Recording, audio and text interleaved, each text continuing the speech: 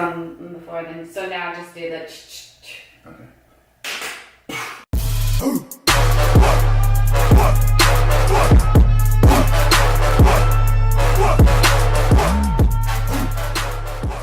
What's up, everybody? Welcome back to Prime Performance. As always, Coach Kyle right here, the one and only Jessica Moore's Health behind the camera. What's up, what's up? Alright, now today, guys, I'm going to be showing you guys a plank that involves some pelvic tilts, tilting the pelvis in an anterior position and then a posterior position, or just a forward and a backwards pelvic tilt. Now, the bum and the abs have a similar action on the pelvis, whereby if they're both very loose, you're probably bound to have a tilt in your pelvis or an arch in your low back. And when you've contracted the bum and the lower abdominals, they both, when they're fully contracted, tilt the pelvis in a posterior or a backwards rotation. So what I'm going to do, I'm going to have Jessica come over and demonstrate a plank for me, and I'm going to show you how you guys can move through these and a couple of reasons why you'd want to try that out. So Jessica is here in a plank position or a push-up position, and I'm going to ask her to tilt her pelvis forward where there's a big arch in her low back, and here the bum and the abs are virtually doing nothing.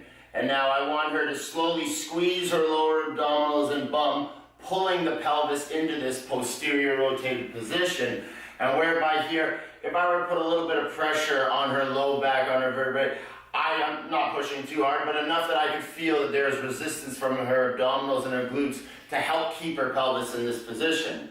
So what I'm going to have her do now is move in and out from that position for 5 reps. So go ahead, squeeze the bum and abs.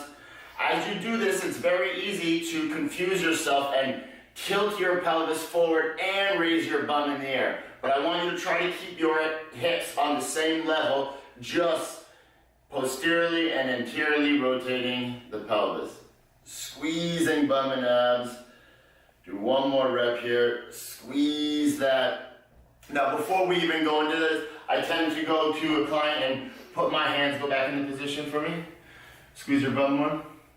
Now I'll go and put my fingers behind her low back and in front of her stomach so that I can feel that while she's in this position, there's still some good diaphragmatic breathing going on. Because without that breathing, everything else I add on top of it is useless. It's not going to work properly, and it's not going to teach her brain the things that she's supposed to learn in the plank.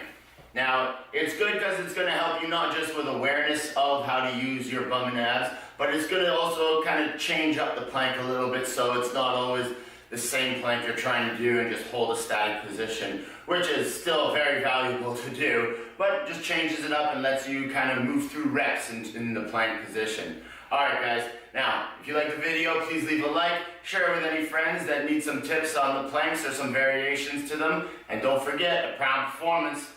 We put performance first. Peace.